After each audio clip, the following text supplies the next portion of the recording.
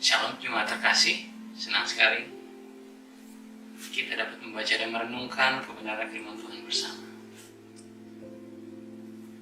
Biarlah Roh Kudus menolong kita untuk bisa memahami apa yang kita renungkan, dan lebih dari itu memampukan kita untuk dapat melakukannya.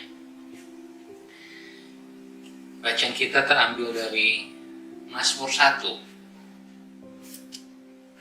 Temanya bahagia itu sederhana. Berbahagialah orang yang tidak berjalan menurut nasihat orang fasik, yang tidak berdiri di jalan orang berdosa, dan yang tidak duduk dalam kumpulan pencemooh. Tetapi yang kesukaannya ialah Taurat Tuhan, dan yang merenungkan Taurat itu siang dan malam. Banyak orang mengatakan bahagia itu sederhana. Berjalan sepayung di bawah guyuran hujan dengan kekasih, atau makan di warteg bersama dengan teman-teman. Itu juga adalah sebuah kebahagiaan. Tapi jika kita telisik, ternyata ukuran kebahagiaan bagi setiap orang dapat berbeda-beda. Beruntunglah kalau kita menjadi orang yang dapat dibahagiakan oleh hal-hal yang sederhana. Sementara banyak orang lain yang hanya dapat dibahagiakan dengan hal-hal yang mewah dan mahal. Jemaat terkasih, sebagian orang menyimpulkan bahwa kebahagiaan hidup seseorang tidak ditentukan oleh seberapa bahagia dirinya, tetapi oleh seberapa bahagianya orang lain karena hidupnya. Jadi ukuran kebahagiaan bukan pada situasi batin kita, tapi pada situasi batin orang-orang di sekitar kita. Bagi contoh, seorang suami misalnya dapat dikatakan berbahagia jika ia dapat membahagiakan istri dan anaknya.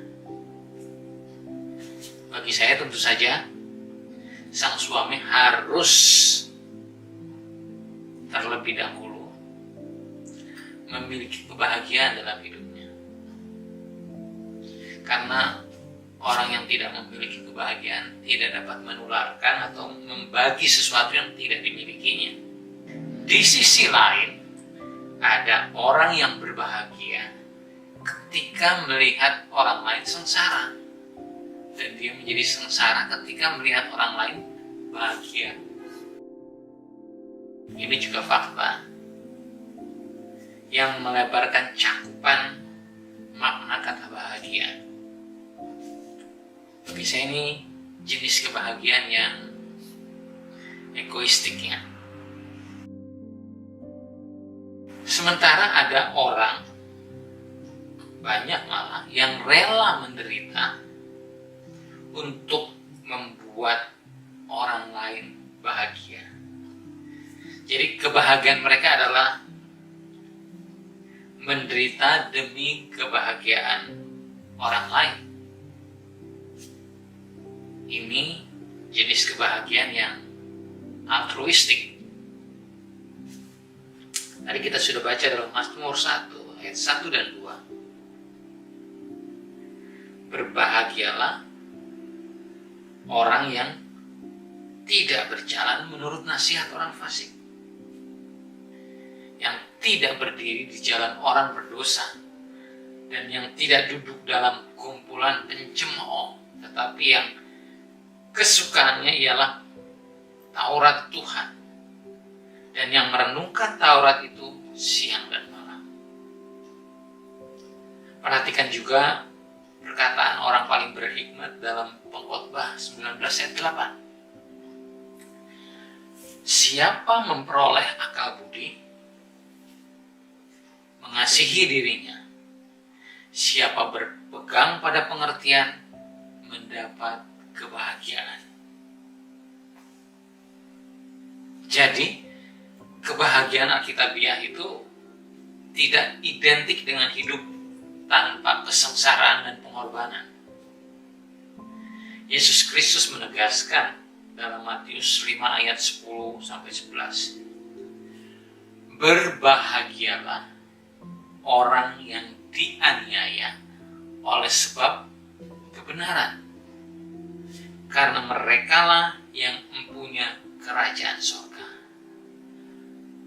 Berbahagialah kamu jika karena aku, karena Yesus, kamu dicela dan dianiaya, dan kepadamu difitnahkan segala yang jahat. Jadi kebahagiaan utama anak-anak Tuhan adalah ketika mereka meyakini ada jaminan hidup kekal bagi mereka di dalam dan melalui Yesus Kristus. Rasul Paulus dalam Roma 8 ayat 18 mengatakan, sebab aku yakin bahwa penderitaan zaman sekarang ini, artinya sepanjang hidup di dunia, tidak dapat dibandingkan dengan kemuliaan yang akan dinyatakan kepada kita. Kebahagiaan tertinggi Rasul Paulus adalah ketika ia dapat mendorong orang lain untuk menghampiri dan menerima keselamatan kekal yang dianugerahkan Bapa melalui Yesus Kristus. Bagaimana dengan kita?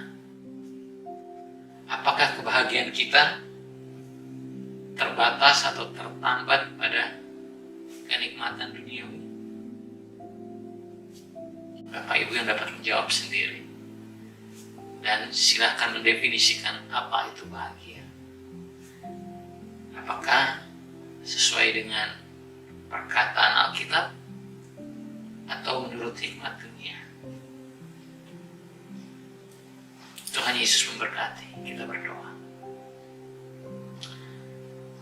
Bapa di surga, terima kasih untuk kebenaran firman Tuhan yang sudah sama-sama kami renungkan. Berkati kebenaran firman-Mu, berkati setiap kami yang mendengar. Dan biarlah firman itu boleh menjadi guidance, penuntun dalam kehidupan kami sehari-hari. Kami mohonkan ini dalam nama Yesus Kristus, Tuhan dan Juru Selamat kami. Amin.